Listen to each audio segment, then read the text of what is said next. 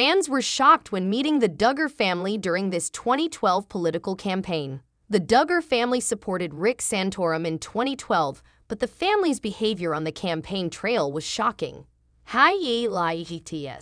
Jim Bob Duggar used TV as a tool to showcase the impact of their religion, but fame may have gone to family members' heads. Duggar supported Rick Santorum in 2012, with Josh giving a speech, showcasing fame's impacts on their behavior and interactions. Attendee reveals Duggar kids' chaotic behavior, lack of proper schooling, and fame-induced aloofness during a political event. The Duggar family grew to fame due to reality TV, but Jim Bob Duggar always proclaimed the family's work to be of the religious sort. From footage of 19 kids and counting, it's clear that Jim Bob saw his family being on TV as the ultimate method of showing the world the impact of their religion. However, after meeting some of the Duggars while on the campaign trail in 2012, one attendee found that all the rumors and awkwardness surrounding the Duggars was not actually rumor at all. Their behavior in public also suggested that fame had gone to the family's heads. A Duggar snarker and fans attended a Duggar-supported political event.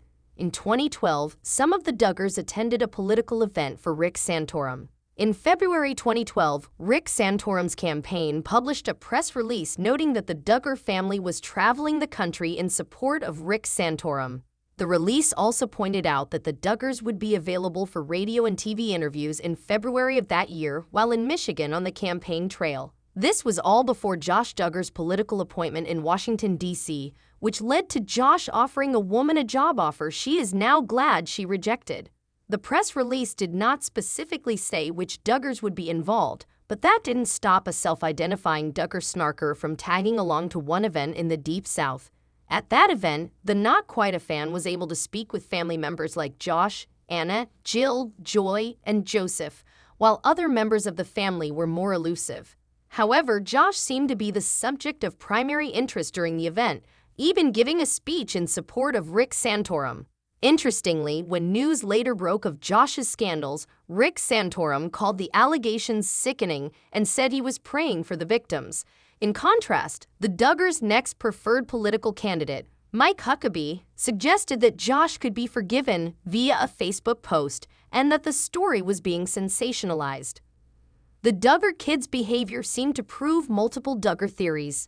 Josie ran wild, Joseph couldn't sign his name, and Jana didn't speak to anyone. Over the years, fans and critics of the Duggars have come up with various theories about the family's lives behind the cameras of their reality TV shows.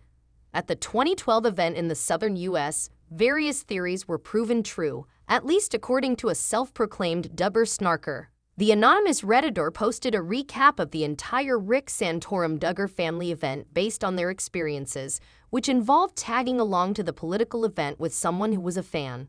While they were there, the Redditor noted that Josie, 3 years old at the time, and the youngest of the Duggars, was running wild all alone. At one point, Anna Duggar was apparently responsible for watching Josie, but no one was around when the toddler face-planted into the gravel so hard that her shoes came off.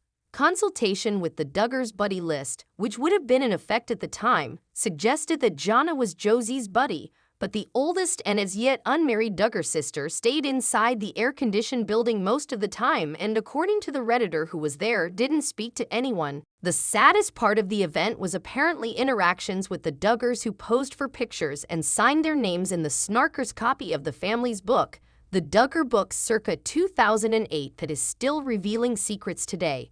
Joseph, who was 17, took a long time to sign the book, and the resulting signature made the Redditor feel sad to think that he could have an undiagnosed learning disorder and obviously didn't get enough attention for it at the school of the dining room table.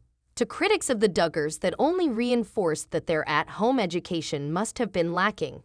That, coupled with the fact that the kids weren't being parented, Michelle and Jim Bob were not present, seemed to reinforce the criticism that the Duggars don't raise their own children or tend to their needs.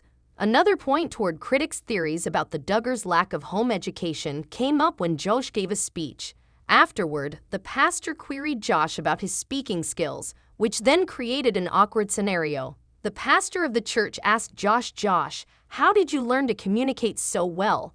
It must be the homeschooling." Josh, Yes, but it takes a lot of patience to homeschool. My mom is the epiphany of that.